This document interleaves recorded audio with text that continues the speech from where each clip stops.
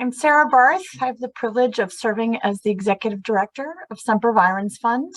Thank you for joining us for another edition of Under the Redwoods, where we explore the beauty, history, science, and today the art of redwood forests.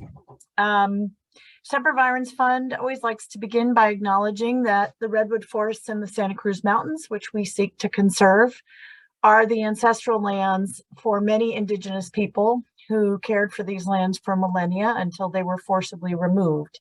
And we are grateful today to be working in partnership with some of their ancestors, or some of their descendants, I should say, including the Amamutsan tribal band and the Muwekma Ohlone tribe, to restore their cultural and traditional relationships to some of these forests. I also want to thank Scharf Investments for their sponsorship of this year's Under the Redwoods webinar series. They've been a great supporter, and we appreciate their support. Many of you have been participants in our webinars previously, so you know the drill, but just in case, you can ask questions through the Q&A function at the bottom of your screen, and we'll get to as many of them as we can at the end. And also please note that we are recording this event and we'll put it up on our website shortly thereafter. But just to bring you up to date before we get going with our speaker on things that have been happening here at Semper Virens, we are just marked the 2-year anniversary of the CZU wildfire. And we've come a long way since that fire. Any of you who've been following the discussions we've been having at Big Basin know that a lot has happened specifically in the park, but of course that fire impacted the entire Santa Cruz Mountains region within which we do our conservation work. And a lot has changed since then, a lot that's good and some things that are not so good. But one thing that I've noticed that is really important and worth highlighting is that we're seeing some policy changes as a result of the fires, and not just the fire in the CZU, but of course fires all over the state of California. And one of those changes is that CAL FIRE, the state agency tasked with managing forest fires, trying to avoid them and putting them out once they start, has changed their policy. And now, as soon as a recorded lightning strike has happened in the region, trucks now race out to explore whether a fire has been started and needs to be put out. And I think that's a direct result and a good result coming off the CZU wildfire in our region. Additionally, we're seeing some really different policy conversations at the state level around what kind and what level of investment needs to be made in managing our forests to deal with climate change, to support climate resilience, and to reduce the risk of catastrophic wildfire. We've asked you, many in this audience, to engage in that effort, and I've been so impressed with your all's willingness to engage in that policy process. And I just wanted to update you that recently the state legislature, in conjunction with the governor, did finalize budget plans to invest billions, with a B, in forest restoration, wildfire resiliency, and other nature-based solutions for addressing climate change. And that is a good thing for the forests of the Santa Cruz Mountains, but also so many other kinds of natural lands, and for the communities of the people of California. So thank you to anyone on this webinar who was part of that advocacy efforts. We were ultimately successful and pleased with the investment that is being made, appropriately so. Just as we were marking the anniversary of the CZU wildfire, there were reports of potential lightning strikes.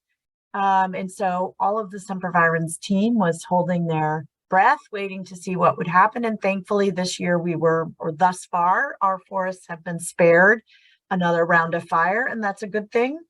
It's an especially good thing because we are in the process of really working to restore the forest from the last fire, and in particular to open our San Vicente property up to the public with some new trails. And the last thing we wanted was a fire that would have gotten in the way of that. So we are working in close partnership with our friends at Peninsula Open Space Trust and Save the Redwoods League and the Land Trust of Santa Cruz County to put in some new trails on the San Vicente Redwoods property so it can be accessed and enjoyed by the public. There will be a major kickoff event around that opening on September 24th. So stay tuned for more details about that. Yeah, I think those are the things I need to tell you. Oh, one more thing I should share with you. We just had an editorial placed in the San Jose Mercury News, and it's pertinent to the comments I've just been making. It talks not only about the 2-year anniversary of the wildfire, but also about how projects like our conservation easement at the YMCA Camp Jones Gulch camp are part of the model of the future for projects and partnerships that lead to greater, more active forest management, whereas in the past, a place like YMCA Camp Jones Gulch would have recognized that they had these beautiful forests and largely ignored them and left them alone to do their own thing and just let the kids come in and enjoy them. They and we are now understanding that active stewardship of those forests is going to be necessary to reduce the risk of wildfire, reduce the threat to the kids and the campers, and of course, reduce the risk to the old growth groves that are part of that amazing camp. So anyway, if you'd like to see more, I'm sure we'll have it up on our website if you're interested in that editorial. And of course, that is indicative of the campaign that we're running, the Redwoods Now for All Forever campaign, which we are just bringing to a close. And if you haven't been part of it and you haven't been a supporter of it, might be worth checking out. It's a really great campaign, and we're just in the final throes of raising the final money we need to purchase that easement and set aside funds to really restore both Camp Jones Gulch and other properties that Semper Virens owns. Okay, all of that being said, let's turn to our guest today. Jane Kim is a visual artist, a science illustrator, and the founder of Inkwell. And you're going to see some of the great work that she's produced at Inkwell. She has a BFA in printmaking from RISD, and as a New Englander, I can tell you RISD is not only important regionally, it's nationally known as an art institute of design, and then attended CSU Monterey Bay for her master's in science illustration. And she and her team have created large-scale art installations, public art, that you can check out, including the Wall of Birds at the Cornell Lab of Ornithology, which I have seen in person and is really cool, as well as works for the National Aquarium, the DeYoung Museum, and more. And one of her latest, her Migrating Mural campaign, is a series of public installations that highlight wildlife along their migration corridors. And we would be delighted to have Jane join us at any point, but we're especially delighted because she's been doing some really cool and interesting work with Semper Virens Fund to help us tell the complex and important story about how climate change is intersecting with redwood forests, the impacts it's having, and helping us take a very complex topic and illustrate it in ways that can make it more accessible to the broader public. So she's been a great partner to us, and I'm sure she will reference some of the work she's been doing. And whether she does or doesn't reference it, we will be highlighting it to you, and you can check it out on our website. So anyway, I'm really excited for this conversation. Jane is a fascinating person and a great conservationist in her own right. So welcome, Jane. Hi, thank you, Sarah. And hello, everybody. I cannot tell you how excited I am to be here today. I think Sarah and I are going to be mostly in conversation. So I have just a handful of slides prepared for you, mostly because this is a species and a subject matter that is very, very near and dear to my heart. And so when Semper Virens Fund reached out to collaborate on telling their story of redwoods and climate, I really couldn't have been more happy to be involved in this and to learn so much about redwoods in addition to providing the illustrations and visuals for their articles. So I'm going to go ahead and begin sharing my screen so that I can talk to you a little bit of why redwoods are so important to me. And there are two memories. So let's get this in presenter mode. There are two really important standout memories that I will hold near and dear to my heart forever and ever. I'm going to come back to this one in a second here, but this is me and my business partner and husband, Thayer Walker, joining our lives together among the giants of redwoods. We were married in Wallala, what was it? The Wallala River Redwoods Park, RV park. And so in September, it shuts down, and it is just this incredible second growth redwood forest in Wallala. And it's really funny when Thayer and I were trying to find a wedding venue, you know, I was really adamant. I said, I want to be married under a redwood tree. I don't care how we do it. I don't care where it is, but it has to be a redwood. So we went looking all around, and he kept taking me to, you know, like bluffside locations or all these beautiful, you know, hotels or different venues. And finally, I kind of looked at him like, what aren't you getting about this very singular request that I have? So finally, we were able to find the perfect setting, and it has been a dream of mine. And I think the other thing about redwood trees that I find so meaningful is just the age of them, and then what they provide for the rest of their ecosystem. And so to do a project with Semper Virens is just really a dream come true. Now back to this obviously isn't a coast redwood. This is a giant sequoia, and we had the great fortune, Thayer and I had the great fortune of joining Anthony Ambrose and Wendy Baxter on a field. On some field work climbing redwoods for a story for Biographic, which is an online magazine created by the Cal Academy of Sciences. And we did a project with them. And of course, here I am at the very top collecting giant sequoia needles for them. And it's called The Making of a Giant. And so you can find the story on Biographic, but I'm going to go ahead and share this with you because it's a pretty cool interactive piece about how these trees were faring in the midst of drought. So if you click on these circles, we talk about how a tree, you know, quote unquote, breathes through the stoma.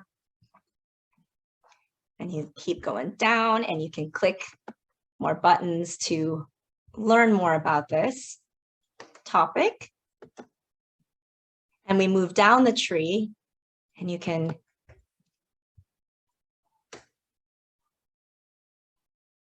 go ahead and look at the flow of the water and how the nutrients are distributed along the way.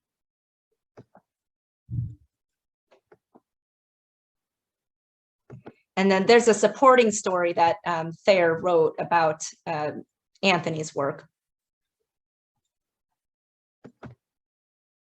And here we have the different parts. And so one of the things that they were looking for was evidence of tardigrade life in the lichen of sequoias. And then here's the foundation. Oh, yeah. So that was a really interesting piece that we did back in 2016.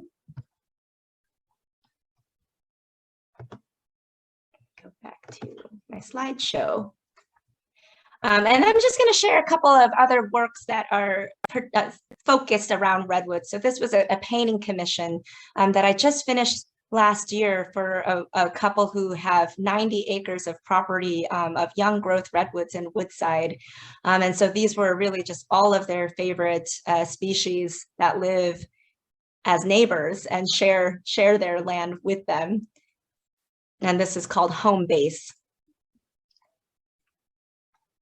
And then this was a really fun project that we did called Among the Giants for an office space. And as you walk up the stairs, we represented different species that are, important within the ecosystem, including this beard tongue, the Santa Cruz Mountain beard tongue, which of course is a fire follower. And we're coming up like mad after the CZU lightning fire. So the walking up the stairs, we have just and of course this is some of my team.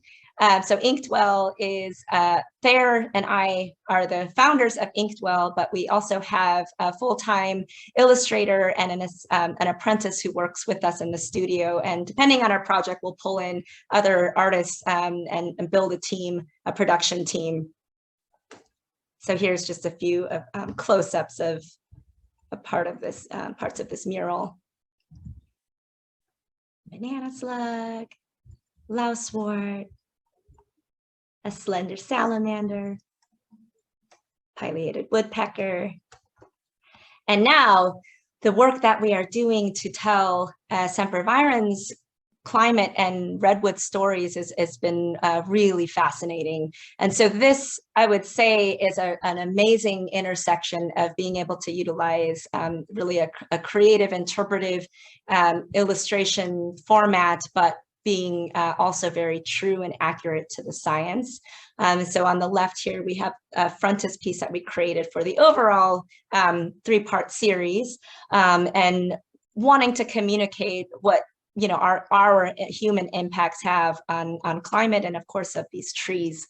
So kind of placing it in a glass box just really felt appropriate to our relationship with our land and all these different elements that redwoods have really become adapted to, but also we have to be wary of how these shifts in climate are impacting our redwoods. And then on the right hand side here is this really cool piece about the pollen that have been deposited into the water and core samples that have been taken out, revealing a little bit of the ancient history of redwood trees and other trees, and how tied to our upwelling that our redwoods are. So this was a really cool and complicated illustration that we created.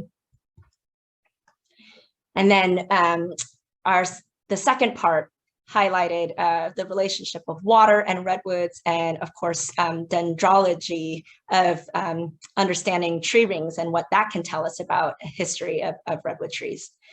And so that I'd love to share a couple of making of, because this was a really beautiful process.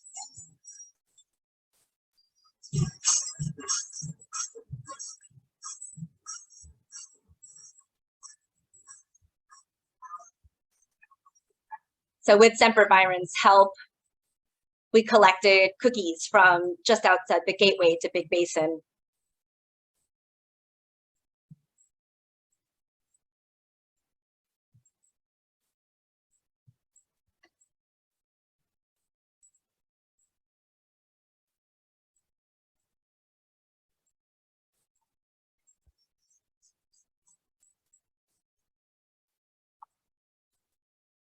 So that's my dad.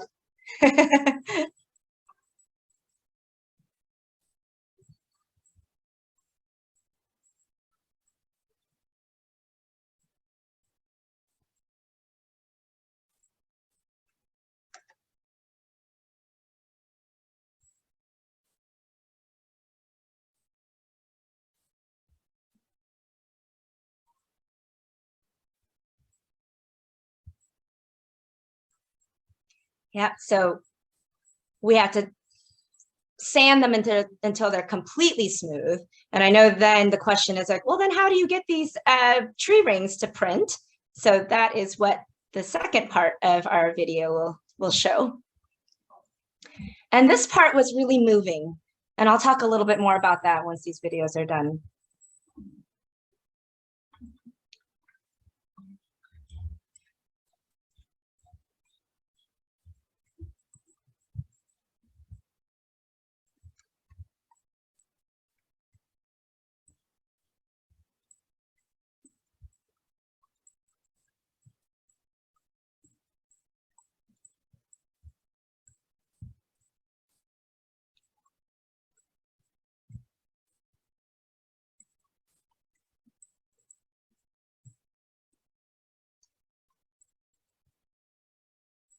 So what I'm really doing is burnishing away the softer wood that's in between each of those tree rings, so that all that's raised are the harder rings themselves.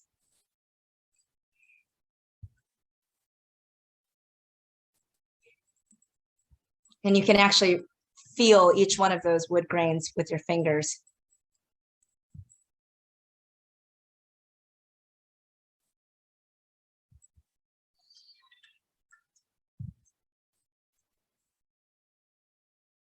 And then finally, of course, we have to then ink and print the redwoods.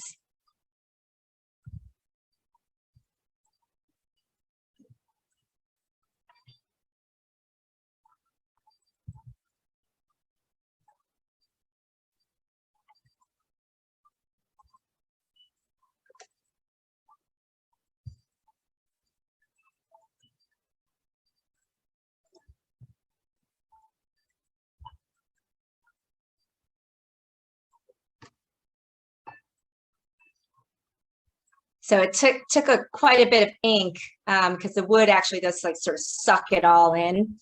So I had to do a test print on each one just to get the ink going, and then re-ink after the first pull to really get a nice, rich print.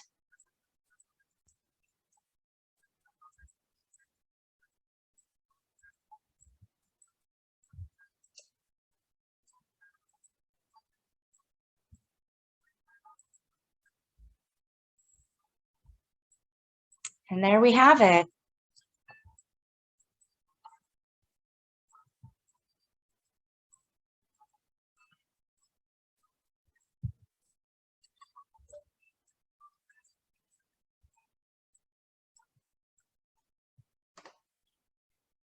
And so Sarah did mention our migrating mural project, and this is, I'm sorry, this is in San Francisco in the Tenderloin, and it's 3 sides of a building actually, as well as the interior entryway.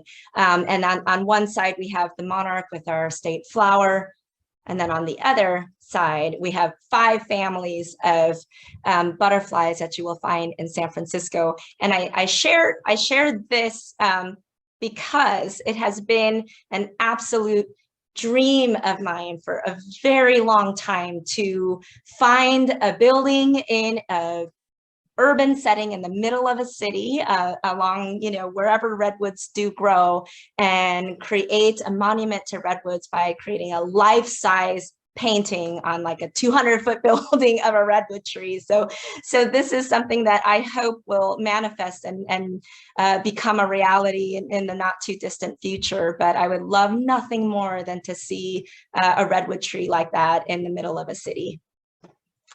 So that's just a little, I'm going to stop sharing. It's just a little sampling of the work that we've done. And I'm just really looking forward, Sarah, to speaking with you about the importance of art in conservation and the role that it can play, and what else we can do to, you know, bring new life to nature. Thank you, Jane. I love those images, and I had no idea how much work went into producing those prints. So that was really eye-opening.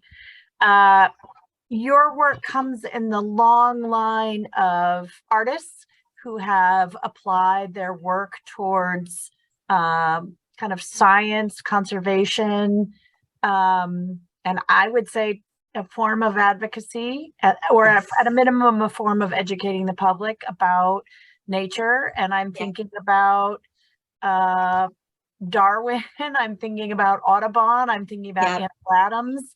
And let's start with just the fact you're an amazing artist, and you could probably have done all kinds of things coming out of RISD. Why did you end up going into this particular field? Because it's a real niche. And yeah, what drew you to it? Gosh, you know, I've always been attracted to nature and animals. And when I was a kid, I collected like over 300 teddy bears. I made them. I said I would move to California one day because there was a bear on the flag. That's not why I did end up moving, but it was funny that that ended up actually happening. Well, you know, it's funny. I think that the world is so interesting around us, and human beings are kind of the least interesting part of the world. And that's, of course, not to, you know, marginalize us or say that we're not important, but there's so much to know about the natural world that we're all still trying to discover and wrap our heads around.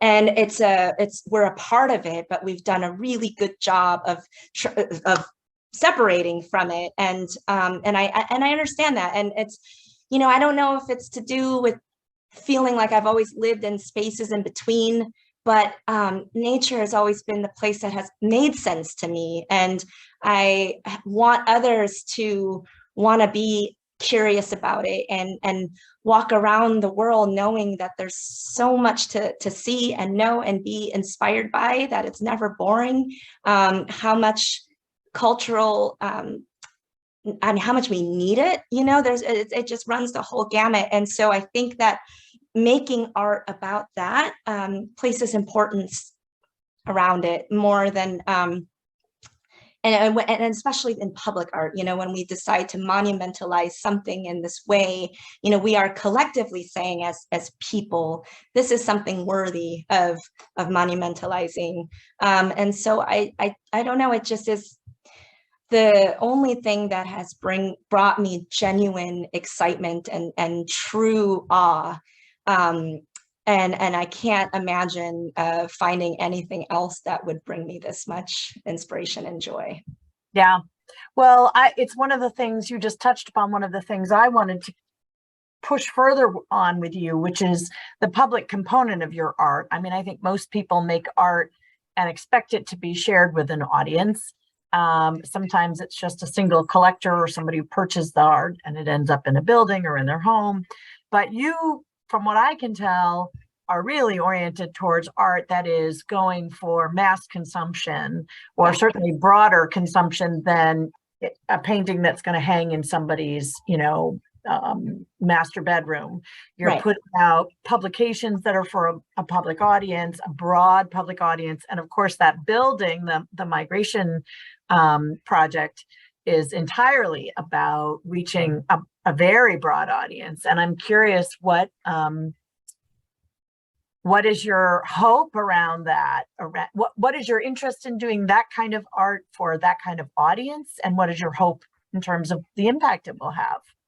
Yeah, absolutely. Thank you for asking that question. Because, you know, as I just said, I think nature is pretty much the coolest thing out there, and of course is the best artist out there. I mean, we draw everything from nature, whether we know it or not. And so that whether we know it or not piece actually plays a part in that, because I think that just us being surrounded by that in our everyday lives, it permeates in some way, but that you know, I've always believed in art for the general public, and everybody doesn't have access to get to a gallery or even an art museum or even nature itself.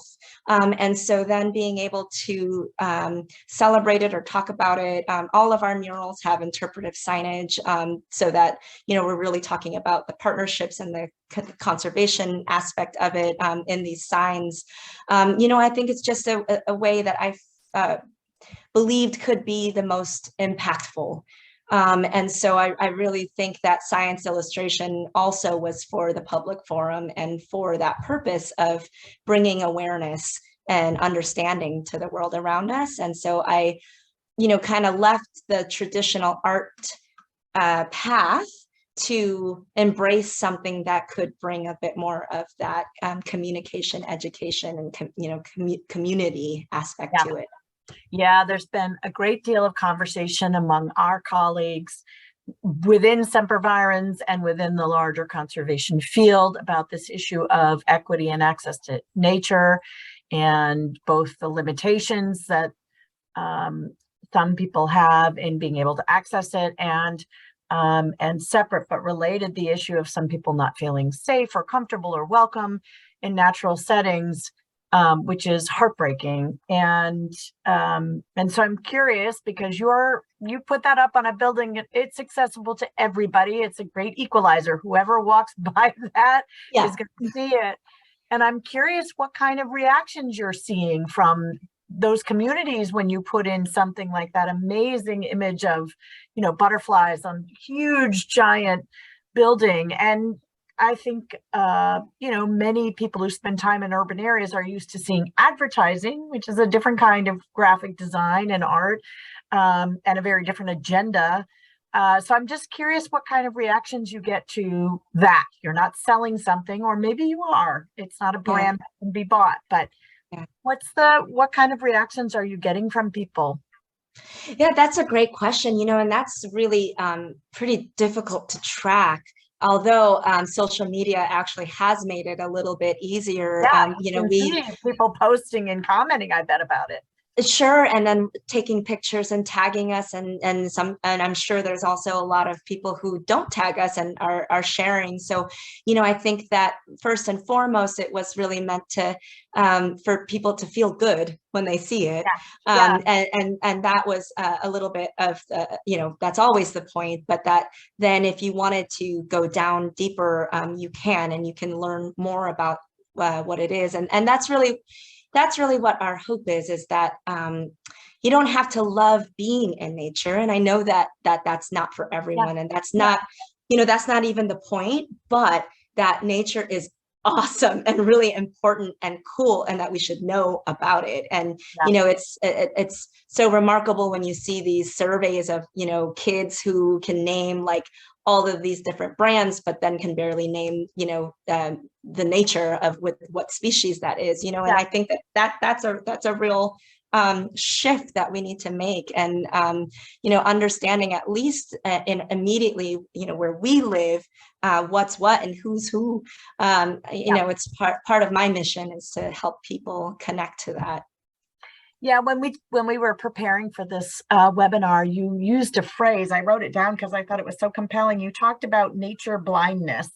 That nature can be all around us, or maybe for some people it's not all around them, but you can become blind to it. I don't know if it's taking it for granted or just not seeing it anymore. And that in putting up a monument like that, it makes it very seen and gives it greater importance. And I thought that was a really incredibly powerful concept.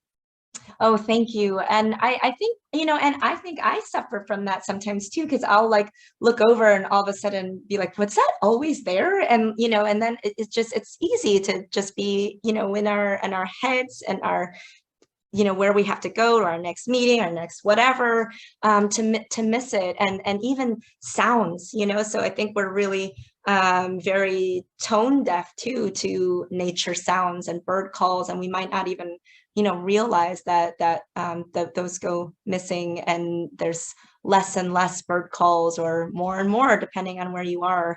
But that's one thing that has been sort of a desire of mine is to become more familiar with nature sounds and being able to identify and recognize, because the world gets so exciting when you know what's around you and what you're looking at. To pair that with your visuals, I think that would be compelling.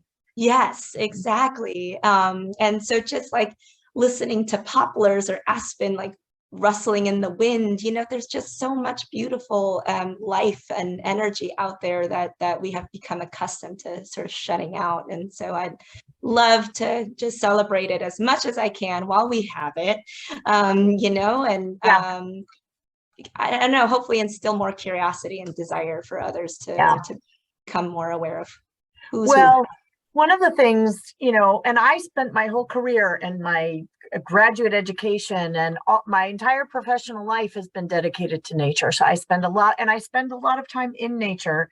But even for me, I realize, I see a butterfly flit through my yard, and I do pay attention, but I don't sit and scrutinize it. So I see, okay, it's a monarch and it's orange and black, and oh, how lovely.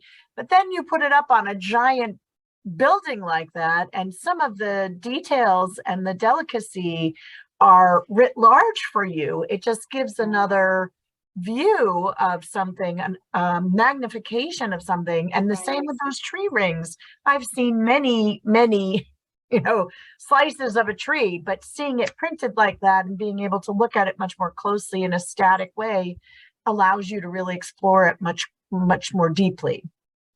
Yeah, so you touched on something. I think that we all kind of conceptually know how big redwood trees can grow, but there's something about seeing it among skyscrapers and buildings and things that we have even more familiarity with, to be able to, I think that, and I don't know because we've not done it, but I think to see a life-size redwood painted among skyscrapers would be a whole other level of like, wow, that is an actual tree that is that size. And I love nothing more for people to have that wow again, over something that, especially here in California, we can just be kind of accustomed to seeing these giant trees. So taking it out of context and then replacing it into another context is another one of those ways that I feel like nature blindness can be lifted. And then you go back to that natural setting and see it in person and have a different experience and relationship to it. And then in regards to the redwood trees being printed, I loved just more emotionally and philosophically that when I had to burn the tops of the trees, and just among all the fires and fire season being such, it's not even a thing anymore, it's just fires year round, to have that step then really reveal the physical time of that tree, and the age being a physical, something that we can actually touch and feel. I think that, geology is so cool for that reason, right? If you've ever been to the Grand Canyon, to be in the presence of physical time, capture of it, that's something really magical. And so there was just that, like, I don't know, it was really a privilege to have that very, very smooth surface and then burn that surface to then see the time of the tree. The life history. One of the things I wonder about is when you see art like yours, which is purposefully designed to be a replica of, you're not interpreting. I don't mean that you don't have interpretive capacity, but it's not an abstract interpretation of how you feel about the art. You try very hard to represent accurately the subject matter. And so the very first time I saw your art, I wondered, and I think I asked it when we first started talking, was, what do you think is better for people to experience your art, which captures, these incredible details, magnifies them in many cases, allows people a chance to experience them in a way that's more static, where they can sit and spend time, or to experience the real thing. And I'm curious what your reaction to that is. Well, obviously the real thing, there's nothing that beats that. But what I'm hoping is that my work adds value to the real experience. And so what I'm hoping is that if they see one of my pieces, I think honestly the best compliment that I've gotten is after someone sees my work, they are back out in the world and they go, oh my God, I see monarch butterflies all the time now. And it's not because that there are more, it's just that they're more prone to see it because they kind of attached with it emotionally someplace else.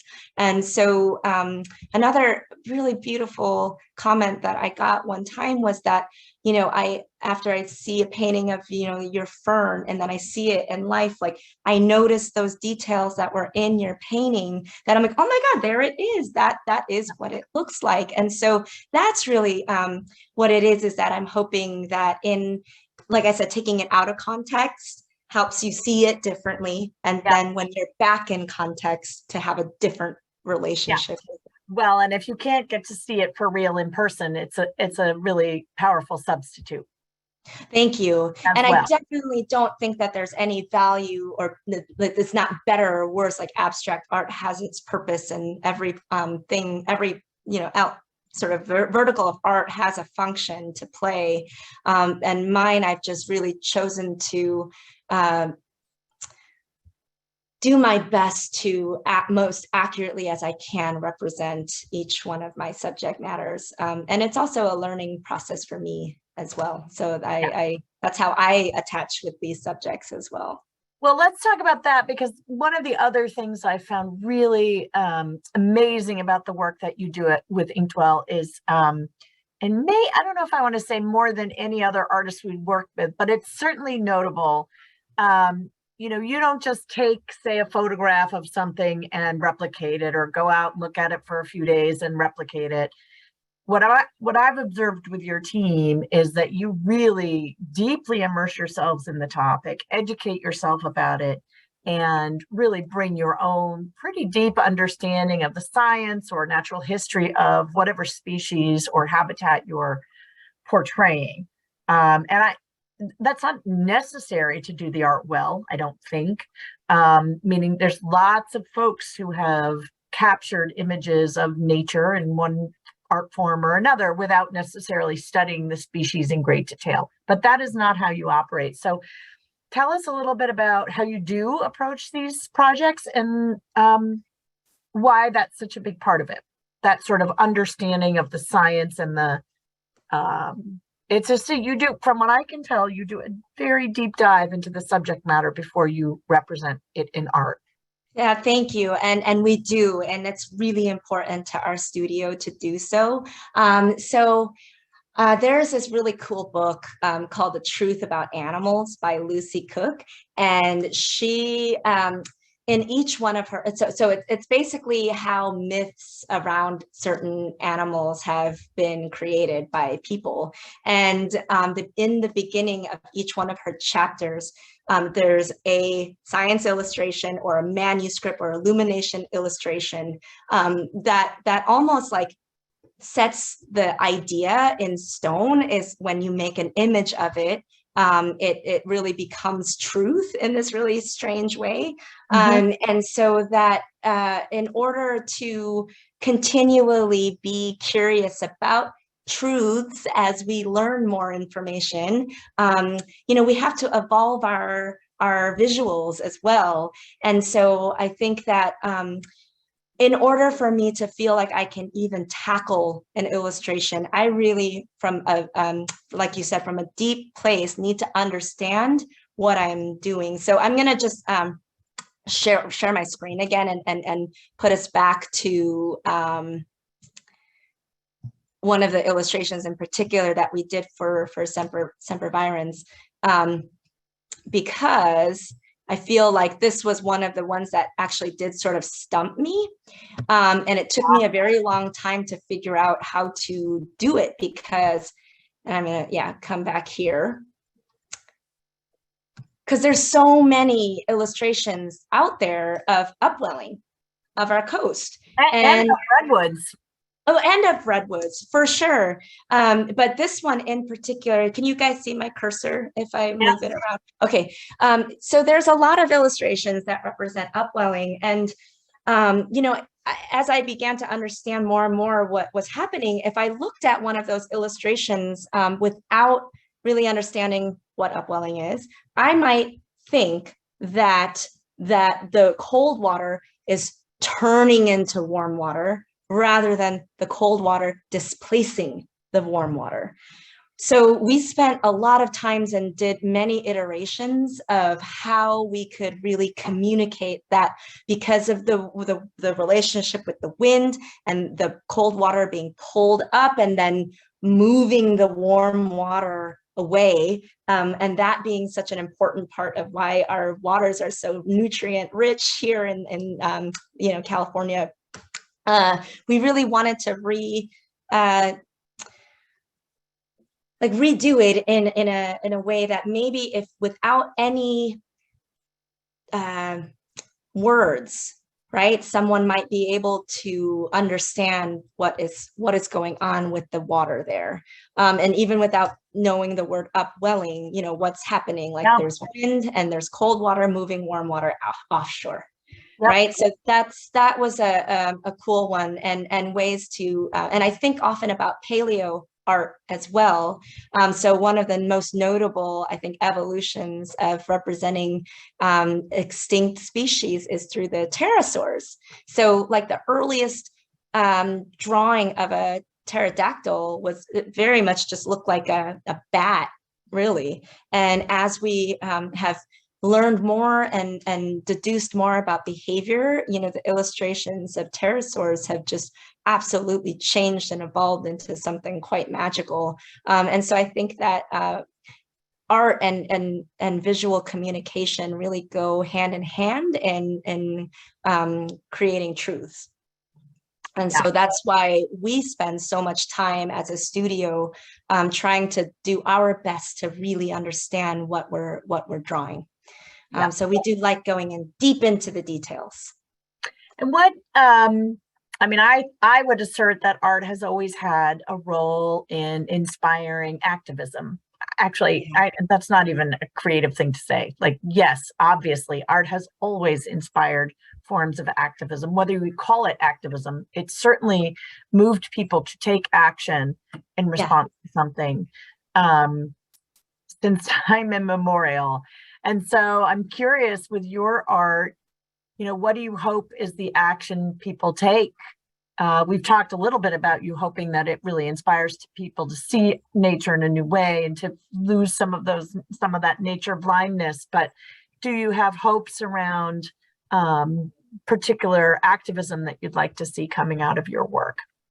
Yeah, I think one of the reasons why we chose, so the Migrating Mural series, we always thought of it as a serial campaign. And we started with land, with the Sierra Nevada bighorn sheep, and then we moved to sky, and then we'll do sea. But with sky, we had so many options of what we could represent, right, for as a migrating species. And one of the draws to the monarch butterfly was that there was a really easy call to action that people could do anywhere, right? And that was planting native nectar producing flowers.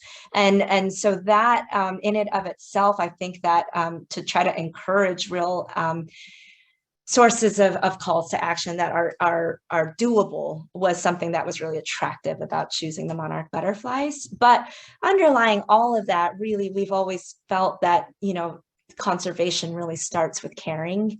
And so that is always our biggest hope, is that as long as our work can get people to like feel like they know this animal, and they that will lead to other actions along the way. Yeah. Well, I hope we can be part of your vision to get some giant redwoods up on murals up on buildings around various urban areas throughout the Redwood Range. We would love to be part of that.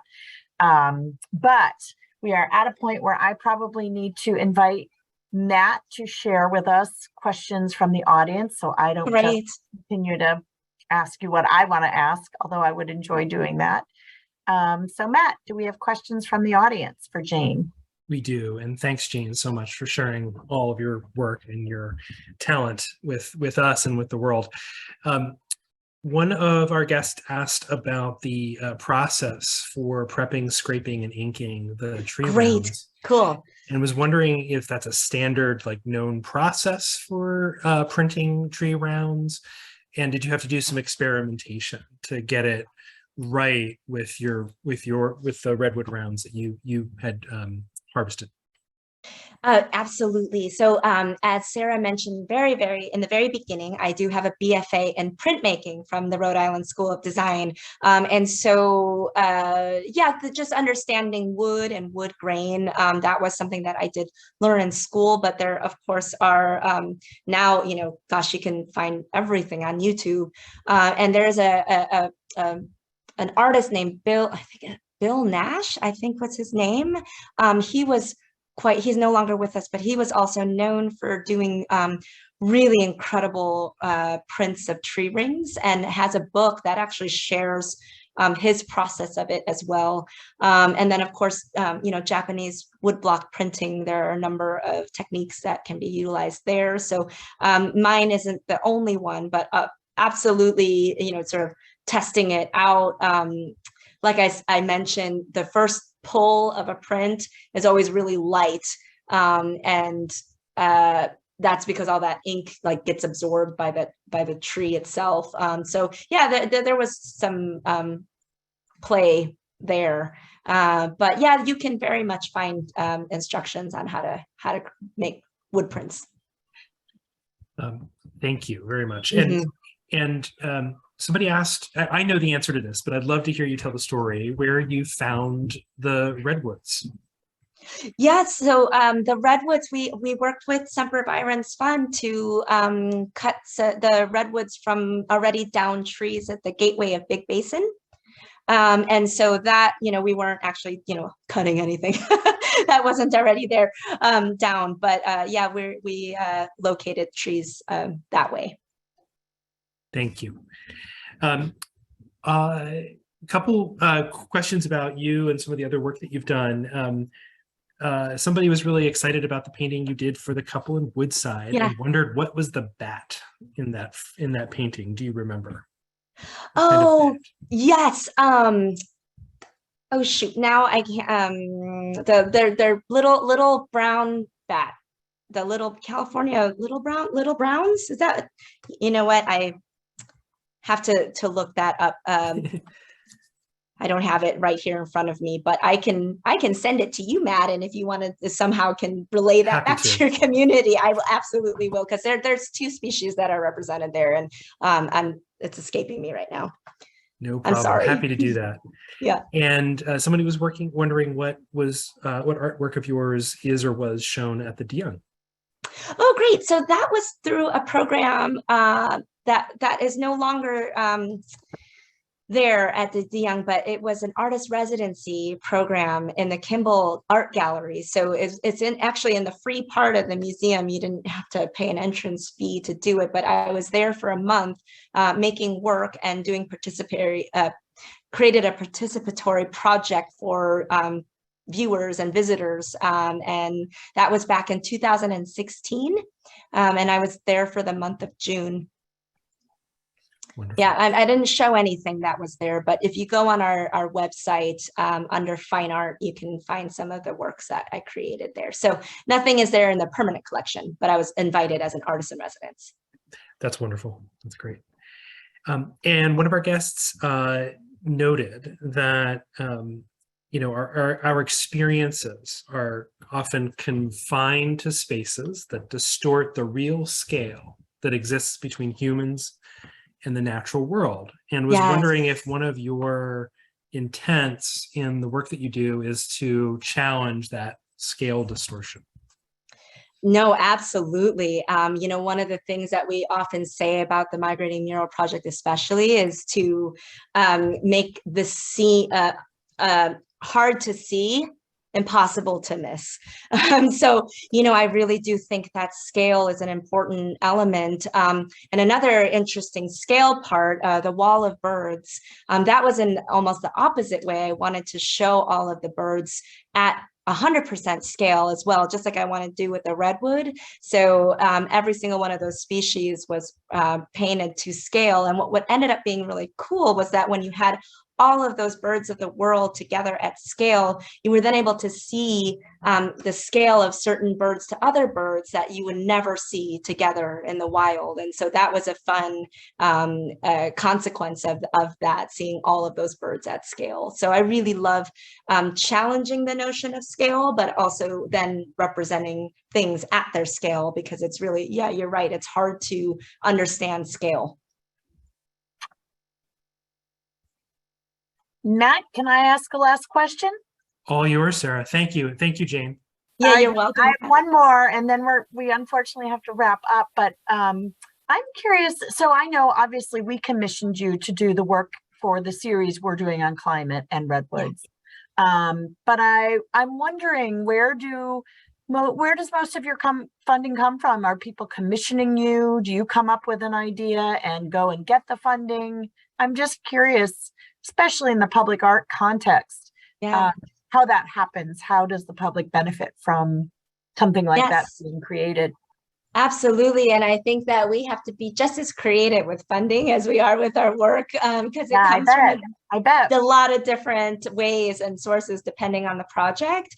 So yes, often commissions, that's also the most straightforward and cleanest way, of course, but the Sierra Nevada Bighorn sheep migrating mural actually happened because of Kickstarter. So I put my project up on Kickstarter and raised those funds. Great. And then we did different benefits and fundraising efforts in the Eastern Sierra and the town of Bishop. And I partnered with ESIA, the Eastern Sierra Interpretive Association that manages the visitor centers along Highway 395. And we created Bighorn sheep products to sell in their gift stores. And everything that sold of that, the sales went to funding more murals in the Eastern That's Sierra. And yeah, we collect, we do grants, we go in all directions for funding. Yeah, that's what I figured, but it's good to know this stuff doesn't just happen. No, it doesn't just happen, and it doesn't happen in isolation. And I'm so grateful for partnerships like yours, and everything is a group effort. And that's another wonderful thing I think about these kinds of projects, because it takes a community of people who really care about this subject for it to happen. And so I think that gets felt too, this 11-story residential building with this monarch butterfly, like that didn't just happen by accident, and that permeates, and all of a sudden it's like, oh, I guess monarch butterflies are cool, and they are. Yeah. Well, we're grateful for your work. You've been a fantastic partner, and like you, we search for multiple sources of funding and multiple sources of ways to reach people and inspire them about nature. And we don't produce big murals, but we protect big trees on the ground. But it's all thank you for doing that. But it's all part and parcel of connecting people to these places, right? Into the, whether it's a landscape or particular species. So thank you for your work. Thank you for helping us and others see these things differently, be able to think about them more deeply, because we have the chance to sit and really look at them. Yeah, it's important. It's important to the collective conservation efforts. So we are really grateful, and I look forward to many future projects with you and your team at Inkwell. Thank you. Us too. Yeah, and to our audience, thank you for joining us. I'm so pleased. We've now had several artists in a row. For a while we had a dearth of them, but it's been great. You just bring very different perspectives to this group. So anyway, to our audience, thank you for joining us. Thank you again to Scharf Investments for sponsoring this webinar. And let me tell you what's coming up next. We have a very different webinar in our next series. Also will offer a very different perspective.